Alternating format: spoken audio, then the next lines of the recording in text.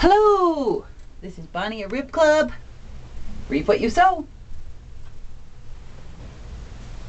Rib Club. Fix your pants. So here's some pants that have been blasted out in the seat. They have been washed. The seams have been ripped out. You see that? I didn't cut it. I pulled the stitching out. And you see this stitching here? Okay, so we still have all the seam allowance. That's what that's called, seam allowance. That's that little bit of fabric that goes beyond the actual seam line where you're sewing. So I want to press this before I patch it up. I've freshly laundered them. So all the stretching that was going on has shrunken back down. And now I'm going to press it. Now, this has got some old patching, and since there might be some sticky stuff in there, I'm going to use a protector.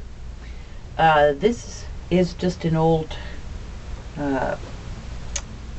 fabric dinner napkin, but you can use a tea towel or a piece of muslin, or you can buy a special pressing cloth, and this will protect your iron from your garment and your garment from your iron. So I also have a plate on here, and you can get these special plates or diffuser plates for your irons as well, so you don't put a shine on them. Now, if you notice in the thrift store, you will see a lot of clothes that are there. There's nothing wrong with them except somebody pressed them wrong.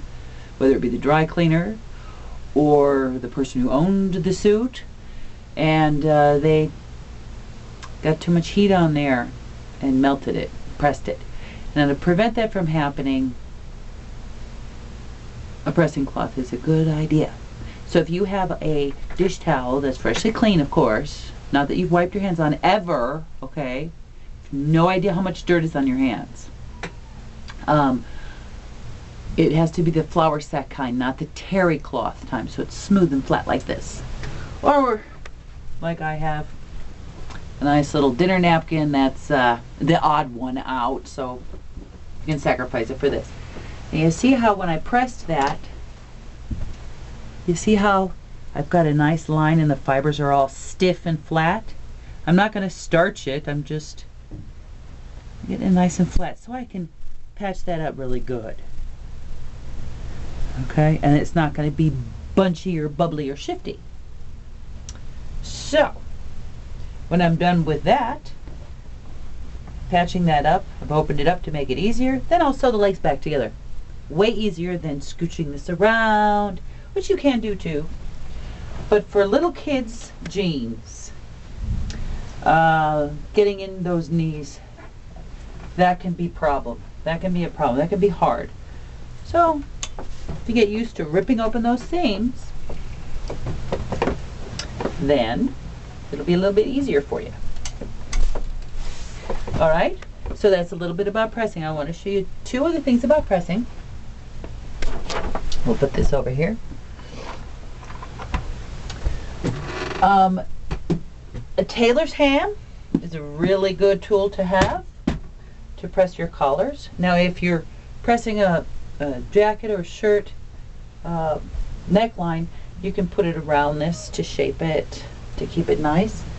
I always used a rolled up towel, a rolled up hand towel that I stitched together for many years until I just went ahead and got a seam roll. Sorry about that, I got fuzzies. And this is for inside your suit jacket and to roll the lapel over if you have a suit jacket. I don't have a suit jacket on me, but so you don't get that line, okay, and then over press it and then put a shine and ruin your tuxedo. Okay, so that's for the roll in the lapel, okay, and the neck. Like I said, you can use a rolled up hand towel that you've stitched together for your permanent roll. Like I said, I used that for years. If you put it inside the sleeve, then you don't get that crease on your shirts and your suit jackets. So, you know, just a nice little tip. One of these isn't really necessary. This is called a clapper, and it also is a combination point turner. This is for when you're actually constructing a suit jacket. Very handy. Little points in your shirts, in your shirt collar, when you're making them. If you use this when you're pressing, what you do is you press it, get a little blast of steam, and then you just see. Okay. All right. You can do this, or just hold it down. Okay. If you're the timid kind, you can just hold it down and then kind of push with your passive aggressiveness a little. Right. But what that does is it gives you a really sharp crease because you've already steamed it and heated it up, and that just kind of gives it a nice crease, just like when you're folding paper and you kind of rub your fingernails along it before you're, before you're done. You get that sharp crease.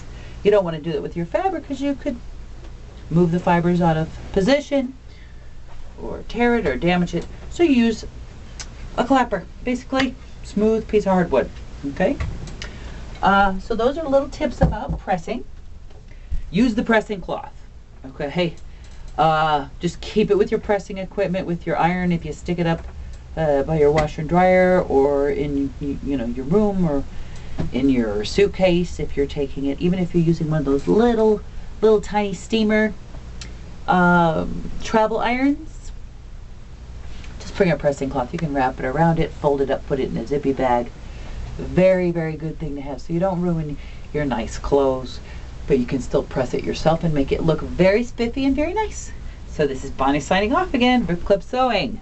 Fix your pants.